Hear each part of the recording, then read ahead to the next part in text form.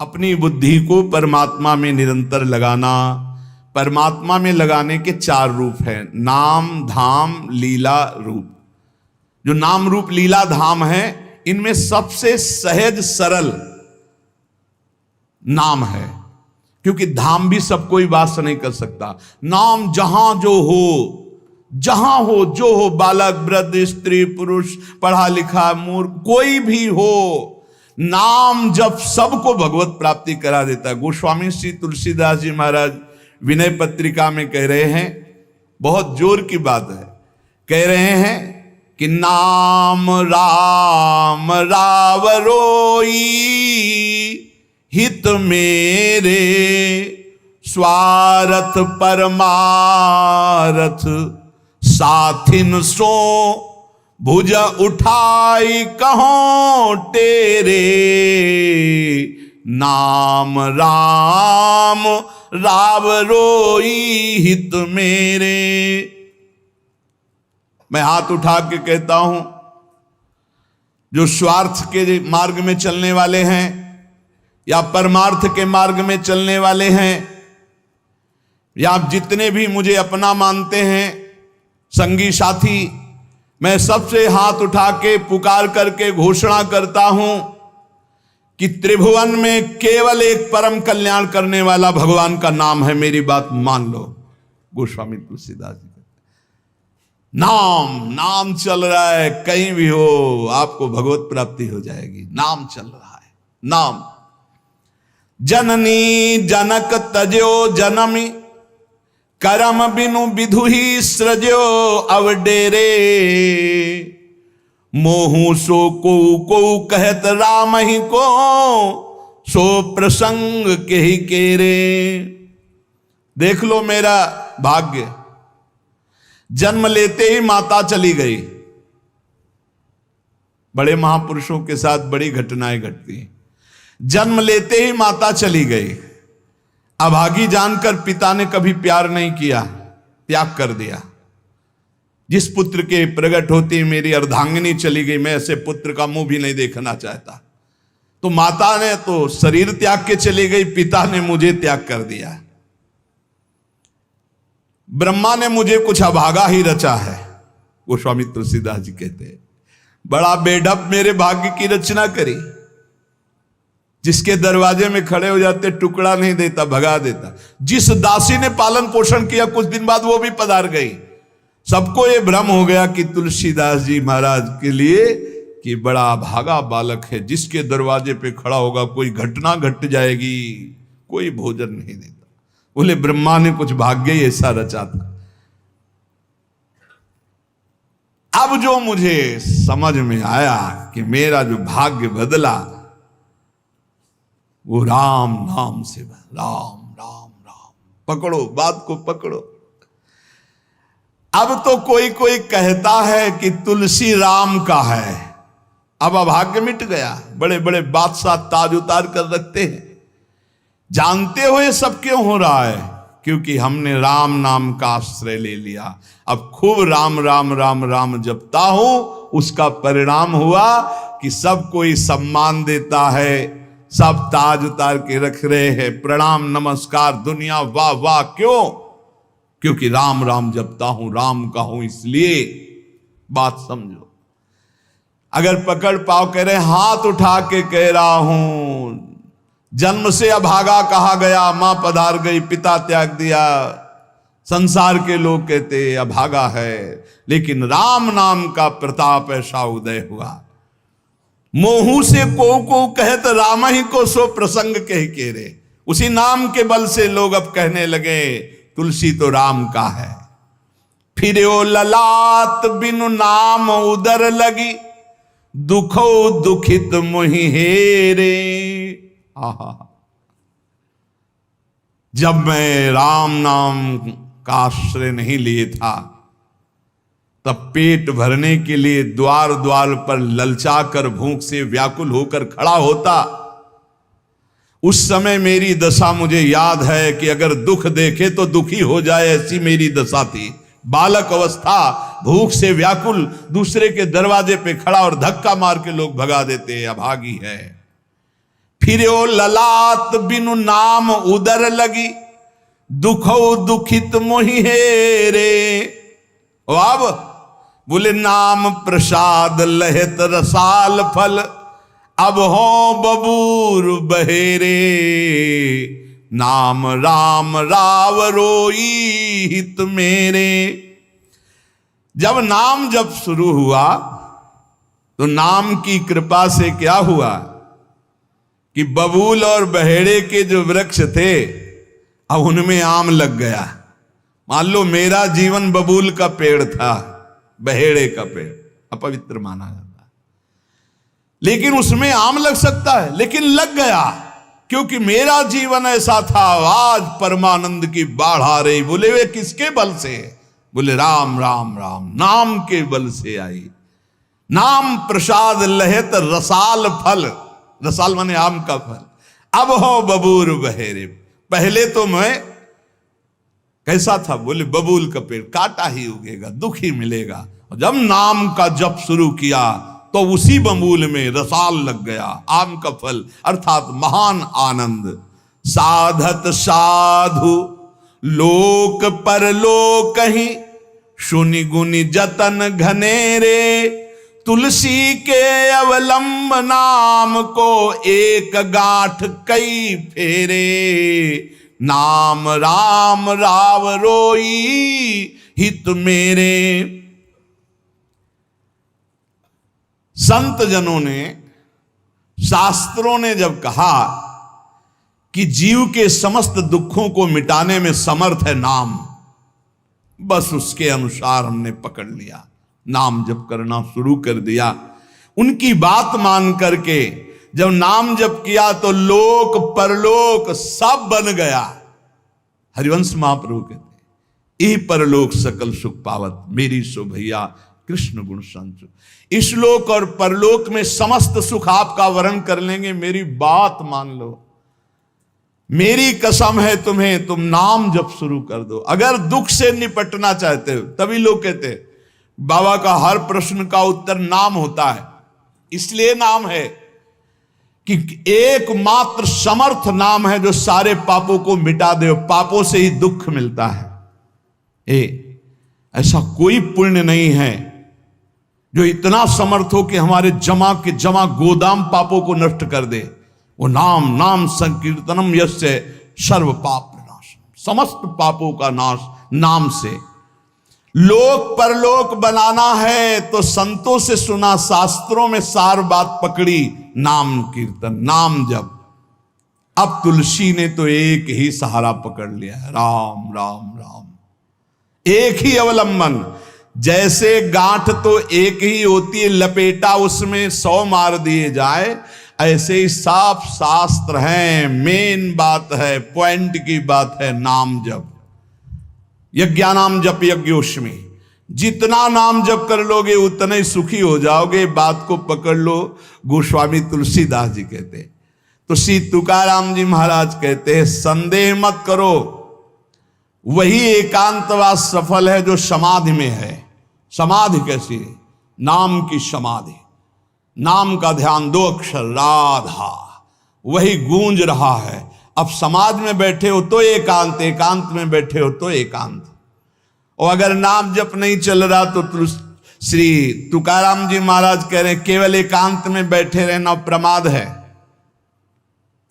एकांत में समय व्यतीत पड़े हैं वो प्रमादी है। तो कहा ऐसे एकांतियों को, जैसे सांप भी तो बिल में रहता है, गुफा में चूहा भी रहता है, पीछे आपने चर्चा सुनी, क्या उनको भगवत प्राप्ति हो जाती है क्या? हाँ, नए साधक को चाहिए कि कुछ समय एकदम शांत, जैसे आप लोगों के पास कुटिया है, कमरा है, एकांत कमरे को अपना गुफा समझो, सेवा और वाणी पाठ आदि किए, कुछ समय तो एकांत मिलता ही है। उस समय बैठ करके मन को प्रभु के चिंतन में, कई बार हम कहते हैं कि आप कहाँ हो, हजारों बार यहाँ सत्संग में कहते हैं नाम चलाओ, अंतर्मुख। जब हम सेवा में लगे हैं तो नाम चिंतन चल रहा है, जब सेवा से विलग हैं तो एकदम समाधिस्थ हैं, एकदम आनंद, नाम चल रहा जी। ठाढ़े बैठे परे उताना, कबीर काहे हम राय ठिकाना। चिंतन ही हमारे जीवन का सार है, इतनी बात समझ लो। अगर आपका चिंतन नहीं चल रहा, हम कोई महत्व नहीं रखते, इन सब बाहरी बातों का महत्व नहीं रखते, ध्यान रखना। खास बात है आपका चिंतन क्या चल रहा है। हमारे हृदय को प्रसन्न करने वाली सबसे बड़ी सेवा है आपका चिंतन। अचानक दृष्टि आपके चेहरे में पहुंचे और आपकी नेत्र दिखाई दे रहे अंतर्मुखता में, एक हृदय में शीतलता आ जाती है, हाँ काम हो गया। अगर साधक ऐसे चलेगा तो बहुत जल्दी काम हो। मुख बरनत हरिवंश, चित्त नाम हरिवंश रति, मन सुमिरन हरिवंश, यह जो कृपा हरिवंश। एक क्षण का भी, जैसे हम चर्चा कर रहे हैं तो भगवत चर्चा और एकांतिक कर रहे हैं तो भगवत प्रश्नोत्तर, उस समय भी किसी के भी एक चेहरे को लक्ष्य बना लेते हैं। वो समझता है हमको बहुत प्यार करके देख रहे हैं, नहीं, हम उस समय नाम लिखते हैं, नाम लिख करके वार्ता करते जा रहे हैं, बराबर दृष्टि उसके जमाए हुए हैं। वो समझ रहा है हमारी तरफ देख रहे हैं, हम बिल्कुल नहीं पहचानते ही नहीं कौन होगा, हम तो बोर्ड मिल गया, अच्छा उसमें नाम लिख रहे हैं और अपनी वार्ता कर रहे हैं। साधु हर समय सावधान सो, साधु नहीं, साधु काहे का, सेवा सुमिरन सावधान। इसलिए हम माइक से गरज के कह रहे हैं कि हम कभी भी किसी से पूछ सकते कहां हो। पक्का समझ लो, हमारा कोई व्यवहार नहीं है, हमारा कोई प्रिय नहीं, हमारा सबसे प्रिय वही है जो भजन करता है, जो सुमिरन करता है। अचानक दृष्टि पड़ी, आपसे पूछा कहां हो जी, अच्छा ठीक है, हृदय शीतल हो जाएगा। अगर सुमिरन नहीं तो फिर हमको आप अगर सेवा शब्द से प्रभावित हो तो सेवा है आज्ञा, आज्ञा समन सुसाहिब सेवा। अब जो ही कहा करें हम सोई आयस ले चलें, सेवा की आड़ में अपनी चित्त वृत्ति का मनोरंजन मत कीजिए, मनोभंजन करना है, हर समय भगवत चिंतन परायण रहना है। अगर भगवत चिंतन नहीं तो आपका कोई अस्तित्व, देखो ये बड़ी दौड़ है, छोटी मोटी दौड़ नहीं है, ये बहुत बड़ी दौड़ है। आपको संसार समुद्र से अकेले पार होने की बात नहीं, तुम साधु हो, तुम लाखों को पार कर सकते हो, समझना। मान लो अगर आप भगवत प्राप्त हो गए तो लाखों को अपनी कृपा रूपी नौका में बैठाल कर संसार समुद्र से पार करोगे। साधु अपने लिए भजन नहीं करता, हाँ इस जगत के लिए भजन करता है। सर्वे भवन्तु सुखिनः सर्वे सन्तु निरामया। श्री तुकाराम जी कह रहे हैं एकांतवास लाभ उसी का जिसका चिंतन चलता है। भाई इस बात पर बहुत जोर दिया भगवान श्री कृष्णचंद्र जी ने, अनन्यश्चिन्तयन्तो माम अनन्य चेता सततम। बार बार भगवान इस बात पर जोर दे रहे हैं। जनसंग में नाम चल रहा है तो आप एकांत हो, एकांत में नाम जब नहीं चल रहा तो आप प्रपंची हो। देख लो अंदर प्रपंच चल रहा होगा। जन संसर्ग से शून्य अर्थात भीड़ भाड़ में रति न होना, अर्तिर्जन संसदी, और एकांतिक भगवत चिंतन होना। हम एकांत को समझते कमरा में पड़े हैं तो हम एकांत हैं, हम ऐसा एकांत नहीं समझते। एकांत है कि हम प्रभु के चिंतन में हैं तो एकांत है, चाहे बाजार में खड़े हों। अगर प्रभु का चिंतन नहीं तो एकांत में कमरा में पड़े पड़े एकांत में कोई लाभ नहीं। एकांत में उसी का लाभ है जो एकदम समाधिस्थ तन्मय है, एकांत में समाज में सावधान होकर चेष्टाएं कर रहा है और नाम अंदर अंदर चल रहा है। आनंद कंद भगवान गोविंद को छल छंद अच्छा नहीं लगता, मतलब नाटकबाजी अच्छी नहीं लगती। जहां हो वहीं भजन करो, जैसे हो उस परिस्थिति में भजन करके दिखाओ। भजन की भूख जग जाए यार, यही सत्संग का लाभ है, भजन की भूख जग जाए। एकांत का तात्पर्य है प्रभु की शिवा और कुछ सुमिरन में ना, प्रभु के चिंतन में डूबना। ए भाई समझो, सत्संग सुन रहे हो उसको पकड़ो, अपने हृदय में बार बार चलाओ। देखो ये अंदर से बात समझ लीजिए, हम उसे बहुत जी जान से प्यार करते हैं जो भजन करने वाले हैं। हम जिन साधकों को देखते हैं कि अपनी सेवा दिनचर्या और भजन किसी से मतलब नहीं, ऐसे ऐसे साधक हैं कि एक एक दो दो वर्ष हो गए हमने कभी उनसे राधे श्याम हमारी उनकी नहीं हुई होगी। और आप सच्ची मानिए एक दिन भी ऐसा नहीं जो हमारे चिंतन में नाते हो, चिंतन के द्वारा उनका पोषे। और हमारे पास हो अगर भजन नहीं करते तो सच्ची मानिए हम जानते भी नहीं है। अभी आप हमें अंदर की बात, जैसे वो कह रहे थे कि हम जान गए आपको, तो हम कहा नहीं जाने हो, जान जाओगे तो प्रेमानंद बन जाओगे, प्रेम और आनंद प्रिया और लाल के रूप में डूब जाओगे। ये हमारे गोविंद आनंद कंद सच्चिदानंद प्रभु को ये छल छंद अच्छे नहीं लगते, उनको तुम छल कपट में नहीं फंसा सकते। एकांत निष्ठ भक्त उसका मतलब हम तुरंत ले जाते हैं कमरा एकांत, गुफा एकांत, नहीं, एकांत हृदय, एकांत निष्ठ भगवान के चरणारविंद में। शाब्दिक एकांतिक में मत जाइए कि शब्द का एकांत, कि भाई शोरगुल नहीं हो रहा, मैं एकांत कमरे में पढ़, नहीं नहीं, आंतरिक एकांत में। अकेले चुपचाप बैठे रहना एकांत नहीं कहता, भगवान में खोए रहना एकांत कहता। इसको समझिए, प्रभु में खोए रहना, एकांत वास का तात्पर्य सच्चिदानंद प्रभु में खोए रहे। तो सत्संग, नाम कीर्तन, नाम जप, भगवत सेवा, इन्हीं से असली एकांत मिलता है, हृदय का एकांत। हृदय रूपी गुफा में हर समय चित्त चिपका हुआ है प्रभु के चिंतन में। कितना अपार आनंद है जब हर समय मंत्र की बार बार आवृत्ति होती, नाम। जो न तरय भव सागर, अस समाज नर पाए, स्वत निंदक मंदमति आत्म हनन गति जाए। श्री तुकाराम जी महाराज कह रहे हैं कि जीव में एक अहंकार होता है, यही आत्मज्ञान को ढके हुए है, यही भगवदानंद को ढके हुए। अहंकार तामस वृत्ति से टिका रहता है, तमोगुण का लक्षण है अहंकार। इस तमोमय अहंकार में इसके बहुत प्रकार हैं। मैं स्त्री हूं, मैं पुरुष हूं, मैं विद्वान हूं, मैं धनवान हूं, मैं कुलवान, बहुत तरह के अहंकार हैं।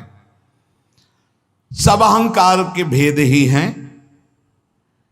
ये मैं देह हूं, ये मुख्य अहंकार बनता है जाकर, मैं देह। इस मलिन अहंकार से उज्जवल अहंकार ढक गया कि मैं ब्रह्म हूं, ये ढक गया। देह मैं हूं कहने के साथ ही लाखों चिंगारियां अहंकार की प्रकट हो गई। मैं रूपवान हूं, मैं धनवान हूं, मैं विद्यावान हूं, मैं गुणवान हूं, मैं कीर्तिवान हूं, मैं त्यागी हूं, अहंकार। मैं अमुक देश का, अमुक भाषा का ज्ञान, अमुक धर्म का ज्ञान, अमुक जाति का, अमुक वर्ण का, अमुक कुल, आदि आदि, अहंकार। प्रकृति के स्वभाव में हर्ष और विषाद, स्तुति और निंदा, मान और अपमान, ज्ञान और अज्ञान, इस सब अहंकार के कारण ही भोगने पड़े। अहंकार। प्रकृति से परे जो परमात्मा है तब तक आंख उठाकर उसकी ओर नहीं देख सकते जब तक अहंकार है।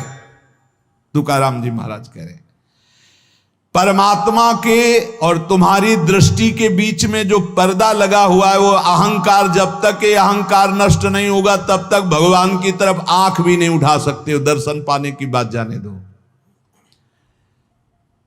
बहु धन त्याग कर सकते हो आप, बहुत बाहरी आडंबर दिखा सकते हो आप, लेकिन ये अहंकार तब भी पुष्ट होता रहेगा। मैं धन त्यागी हूं, तब भी आप परमात्मा का साक्षात्कार नहीं कर सकते। ये अहंकार सर्वथा दूर तब तक नहीं होता जब तक भगवत कृपा से गुरु कृपा नहीं होती। गुरु कृपा। तभी तो तुकाराम जी के पीछे चैत्र में सुनाओ छटपटा रहे थे कि गुरुदेव मिल जाएं, गुरुदेव मिल जाएं। जैसे जैसे गुरु की कृपा अवतरित होती हृदय में, वैसे वैसे अहंकार का पर्दा भस्म होने लगता है, आग ही लग जाती है। अहंकार भस्म हो गया। जो ही अहंकार का पर्दा फटा तो सन्मुख परमात्मा का साक्षात्कार, वही अहंकार पर्दा है। जैसे कोई प्रवीण कला विद्या से युक्त हो पर आसन लगा करके अपने सामने पर्दा कर दे तो न कला दिखाई देगी, न प्रवीणता, न गुण, न वो। ऐसे ही समस्त कला समस्त विद्याओं के गुरु तुम्हारे हृदय में आसन लगा के बैठे पर अहंकार का पर्दा लगा, अहंकार हटा दो, समस्त गुण और विद्या के समुद्र भगवान का साक्षात्कार हो जाए। एक जगह तुकाराम जी महाराज कीर्तन में मस्त, तो एक कीर्तन में आया करते थे, उनके मित्र नास्तिक थे। उनसे कहा एक बार आप तुकाराम जी के कीर्तन में चलिए और अगर आपको भगवदानंद ना आवे तो फिर आप जैसे भगवान की निंदा करते रहते हो, हम आपको कभी नहीं रोकेंगे, आप हमारे दोस्त हो, एक बार चलो। जो ही गए तो तुकाराम जी की वो झांकी देखकर आंखों से अश्रु प्रवाह और नूपुरों की ध्वनि, राम कृष्ण हरि राम कृष्ण, वो तो लौट गया चरणों में। अब रोज कीर्तन में कीर्तन के बाद थोड़ी देर सत्संग होता। अब उसमें ब्रह्मचर्य आदि की महिमा वो अपनी पत्नी से बोलना बंद कर दिया। तो जैसे काफी समय हुआ तो उसको पता चला कि ये कीर्तन में तुकाराम जी के पास जाते इसलिए बोलना। तो बोले मेरी जिंदगी का नाश करने वाला, हाथ जोड़ करके पति से कहा आपका तो उद्धार हो गया, मेरा उद्धार कैसे होगा? बोले चलो चलते हैं आज कीर्तन में। बोले नहीं, पहला कदम अपने गुरुदेव को घर में लाओ, एक बार चरणामृत उतारें, घर में चरणामृत डालें, फिर भगवान मेरी ये पत्नी को कैसे, जैसे मेरी बुद्धि शुद्ध हो गई, इसे बड़ा प्रसन्न हुआ। तुकाराम जी से कहा जा गया अपार कृपा आपकी, पूरी बात बताई। उनका भाई यदि तुम्हारी पत्नी को ऐसी प्रसन्नता और तो मैं अवश्य चलूंगा। सीधे सरल भक्त आ गए, उसने बीच आंगन में बैठाला, जो दरवाजा रसोई का था उसी के सामने, और पहले से 5 लीटर पानी खौलने को रख दिया था। घंटों पानी खौल रहा है, उसमें डालती जा रही है। जब तुकाराम जी बैठ गए, आई सामने, प्रणाम किया, देखा ये वही है जिसने मेरे पति को बरगला दिया, और जब से इसके पास गए आज तक मुझसे बात नहीं, आज मैं मजा चखाऊंगी। और बस कपड़ा से पकड़ भगोना लाई, ऊपर तुकाराम खौलता हुआ पानी, विठ्ठल विठ्ठल पांडुरंगा पांडुरंगा, सब छाले छाले पूरा शरीर, और गर्म पानी इतना। ऐसे थोड़ी संतों के जीवन में तुम्हें कैसे कैसे कष्ट बताए। जो भगवान का यश विस्तार करते हैं उनके लिए, जो अपने निंदा कांचे घर आसावे से जारी, प्रभु मैं किसी के पास नहीं जाता, निंदक मारने वाले वाचाल कुतर्की संशयी ये सब मेरे पास आते हैं और मुझे परेशान करते, मुझे कष्ट देते हैं। इसलिए मैं क्या करूं प्रभु, आपका भजन करूं या इनसे झगड़ा करूं?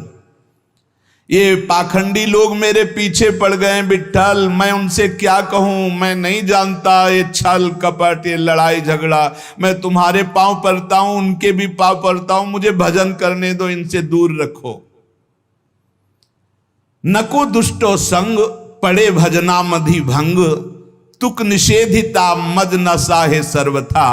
एका माध्या जी में बाद करूं कोणांसवे, तुझे वर्णुम गुण की है राखो दुष्ट जन। काय करूं एका मुखे सांगम महणे तुका। तुकाराम जी कह रहे हैं अगर दुष्ट पुरुष का संग दुष्ट करे तब तो निभ जाएगा, लेकिन दुष्ट का संग अगर साधु से करवाओगे तो भजन भंग हो जाएगा। नको दुष्ट संग पड़े भजना मदि भंग। प्रभु ये दुष्ट लोग मुझे नीचा दिखाना चाहते हैं, मुझे इस बात से कोई डर नहीं, पर मुझे सहा नहीं जाता जब ये भजन विरोधी बात करते हैं। मैं अपने को अकेला देख रहा हूं प्रभु, किस किस से वाद करूं? ये आपका गुण नहीं बखानते, ये दुष्ट जन आकर के आपकी अवहेलना करते। तुकाराम कहता है एक मुख है, किस किस को उत्तर दूं? इसलिए दुष्ट जनों का संग जब प्राप्त हो तो मौन ही सबसे उत्तम है, और भगवान को पुकारना, पुकार करके अलग रहना। और ये प्राप्त होगा जब आपका अच्छा भजन चलने लगेगा तो दुष्ट लोग पीछे लग जाएंगे। ये भगवान का ऐसा है। देखो जिसका भी उत्तम भजन हुआ उनके साथ ये घटना घटती है। उपासक को अनुपम आनंद की प्राप्ति एकांत लाभ से होती है, पर केवल एकांत में बैठे रहना एकांत लाभ नहीं है। एकांत लाभ का मतलब है समाधि, चाहे वो सबके बीच में बैठा भी हो। ये अहंकार किसी भी गुण कला विद्या से नहीं मरता है, इसको और अहंकार हो जाता है, मैं कलावान हूं, मैं विद्यावान हूं, मैं गुणवान हूं। अरे यहां तक कि मूर्खता का भी अहंकार होता है।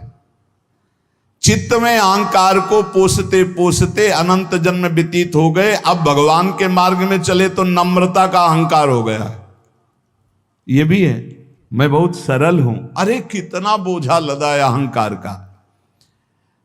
तुम और समझो, धूर्तों को धूर्तता का भी अहंकार होता है। कल्याण के मार्ग में चलने वाले साधकों के अंदर ये अहंकार प्रकाशित होता तो देख पाते हैं, अज्ञानी लोग नहीं देख पाते हैं। ये साधकों को क्लेश देने लगता है, तब जान ले कि इसके मिटने का समय आ गया। जिसको अहंकार चुभने लगे, एक साधक रो रो के कह रहे थे कि मुझे ऐसा अहंकार है कि मैं दैन्य हूं, भगवान की विशेष कृपा मेरे ऊपर, मैं बहुत भजनानंदी हूं, क्योंकि हर समय नाम जप करता रहता हूं, तो मुझे डर लगता है कि इस ऑपरेशन का कहीं कोई कठोर विधान भगवान न कर दे। तुमका उसे डरना तो चाहिए, क्योंकि भगवान ऑपरेशन तो बहुत अच्छा करते हैं, पक्का करते हैं, पर घटना बहुत। तो बोले मुझे डर लगता है, मैं सहन नहीं कर सकता कि अगर कोई ऐसी घटना आई, तो यही अहंकार है, वो बचना चाहता है। तो हम कहा डरो और भगवान से प्रार्थना करो, नहीं तो ऑपरेशन थिएटर साथ ही लिए घूमते हैं भगवान, पता नहीं कब कहां कौन सी घटना घटा दे कि सारा अहंकार मिट्टी में मिल जाए। तुकाराम जी महाराज कहते हैं, पहले पहले जब साधक जानने लगता है कि अहंकार मेरे अंदर जागृत हो गया, तो जहां तहां सम्मान से बचने लगता है और उसकी वाणी का लोगों पर प्रभाव पड़ने लगता है। तब अहंकार उपाधि रूप धारण करने के लिए फिर आ जाता है चौड़े पे। बहुत बड़ा युद्ध है। तुकाराम जी कह रहे हैं कि जो असावधान है, चारों तरफ से चोर उसका माल चुरा ले जाते हैं। ऐसे ही अहंकार की वृत्ति साधक को असावधान कर देती है और उसका सारा भजन, भगवत भाव, सब ये काम, क्रोध, लोभ, मोह चुराने लगते हैं। अब मुझे तो डर नहीं, क्योंकि मैंने बहुत बड़े बलवान का आश्रय ले लिया, पांडुरंगा। हे हरि, अब तुम संभालो अहंकार का ऑपरेशन, आप करो, आप इसको संभालो। पदो पदिम नारायणा तुमची करीन भावना। हे हरि, हे नारायण, अब तो मैंने सब तुम्हारे चरणों में अर्पित कर। ये बहुत बढ़िया बात है। आखिरी बात, अपने अहंकार को नष्ट करने के लिए भगवान के सामने पेश कर दो। हे महावैद्य, अहंकार रूपी फोड़ा बढ़ रहा है, इसको बैठाल दो या ऑपरेशन करो, अब आपके सहारे हैं, आप देख लेना, वो ठीक कर देंगे। बहुत कृपालु हैं वो, कहीं ना कहीं ऐसी लीला रचेंगे कि बिल्कुल अहंकार ठीक हो जाएगा। सच्ची मानो, भक्तों के जो पैर फिसलते हैं तो कीन हो इसका बहु अभिमाना, सोखो वंचा कृपाली धाला। भगवान उसके अहंकार का नाश करते हैं। अहंकार भगवत भाव को नष्ट करता है, भगवत भाव अहंकार को नष्ट कर देता है। बात समझना, जब अहंकार भजन करते हुए बढ़ता है तो भगवत भाव नहीं आने देता है, और जब गुरु कृपा से भगवत भाव बढ़ता है तो इस अहंकार की धज्जियां उड़ा देता है। इसलिए हम भगवदानंद की प्राप्ति के लिए कंचन, कामिनी, कीर्ति, तीनों खाइयों से बचने का प्रयास भगवान के नाम बल से करें। अधिक से अधिक आंतरिक एकांतिक हृदय को देखते रहें कि प्रभु के नाम में लगा है कि नहीं, और किसी भी बात का हमारे अंदर अहंकार ना आने पावे। यदि अहंकार आवे तो भगवान की शरण में होकर पुकारें कि हे नाथ, मेरे इस मलिन अहंकार का नाश कीजिए। अगर हमारा जीवन सावधानी पूर्वक गुरु कृपा से चलता रहा तो इसी जीवन में अहंकार नष्ट हो जाएगा और भगवान का साक्षात्कार हो जाएगा, जो जन्म जन्म की बिगड़ी बन जाएगी। समस्त साधकों से गृहस्थ विरक्त सबसे प्रार्थना है, रोज के सत्संग का सार विषय है कि आप अभी तो सत्संग सुन रहे हैं, लेकिन इसके बाद आपका चिंतन क्या है। आप जब यहाँ से चलते हैं तब आपका चिंतन क्या है, आप जब घर की दिनचर्या में होते हैं तब आपका चिंतन क्या है। ये कोई संसारी ड्यूटी नहीं कि आप कथा सुने, आप वाणी पाठ के, इसके बाद आप फ्री हो गए, आपका काम हो गया, आप हर समय मनोरंजन सांसारिक चिंतन नहीं। भाई, हमें हर समय सावधान, यहां तो सावधानी है ही, क्योंकि समूह में हो, एकांत में विशेष सावधान रहकर नाम जप करो। देखो, नाम जप चल रहा है ना, कोई भी विषय आपको नहीं बांध पाएगा। हम कई बार कुछ साधकों से कहते हैं कि विषय सेवन तभी बांधता है जब आप नाम जपने का। अगर आपके अंदर चल रहा है राधा वल्लभ श्री हरिवंश, राधा वल्लभ श्री, आप प्रसाद पा रहे हो, आपको स्वाद नहीं बांध पाएगा। कोई भी भोग, कोई भी विषय तभी बांधता है जब आपके बीच में भगवत स्मरण नहीं होता। इसलिए हम कहते हैं चिंता मत करो, चिंतन करो, नाम को बार बार पकड़ो। नाम पकड़ लो, विषय के बीच में रहते हुए भी विषय आपको नहीं बांध पाएगा। बस बात समझना है। जब समझ में नहीं आता हो, हम डरते हैं तो हम कहते हैं विषय फेंक देते, इस विषय को फेंक दोगे, लेकिन इसका जो राग चिंतन है, समझो, तन छाड़े मन गही रहे, दोनों ही दुख होए। बात को समझिए, साधक समझता नहीं। तन छाड़े और मन गई रहे तो दोनों ही दुख होए, और रसबल छूटे जो विषय तब ही तो सुख होए। समीप है ये विषय, लेकिन अंदर से भगवत चिंतन का आनंद है, ये विषय क्या कर लेगा। अब बाहर से फेंक दियो, अंदर से इसका चिंतन हो रहा है तो बहुत दोनों ही दुख होए। उपासक नाम न छोड़े। जब उनसे कहते ना ऐसा कैसे हो सकता है, करके तो देखो ऐसा होता है, ऐसा ही होता है। विषयान गृहणंत मुंचंत, वह स्थिति तभी आएगी जब आप नाम में स्थित है, नाम में आपका मन स्थित है। अब आप विषयों का बीच में है तो भी कोई सेवन हो रहा तो कोई फर्क, त्याग हो रहा तो कोई फर्क नहीं। आप इस स्थिति को प्राप्त करने के लिए नाम पर ध्यान दीजिए।